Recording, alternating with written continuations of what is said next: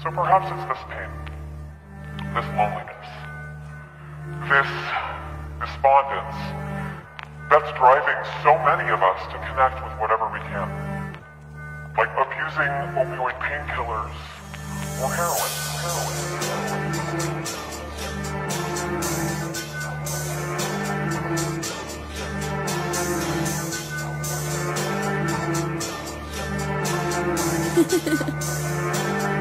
Memento.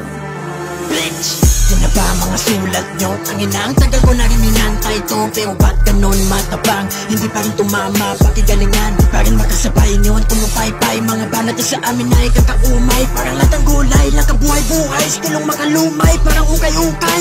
Bitch, ano ba? Hanggang dyan na lang 3 minuto ko na Disney matapatan, pino na pa yung flow ko. Off-beat naman, nagmamabilis, natalisod na lang. Nagsama yung dalawang bubog, nagsabay pa silang nagpaputok. Di na mabaho, manggas lumusot, di naig talaga taga-bundok.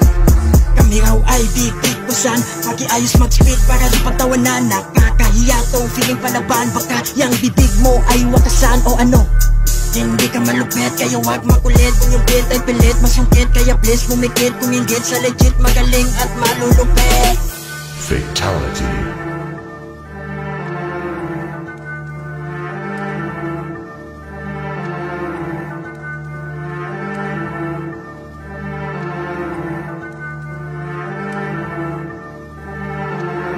Pinalibag parang tae, mahina pa ang atake. Di man lang nangalahati, paano ako madadali?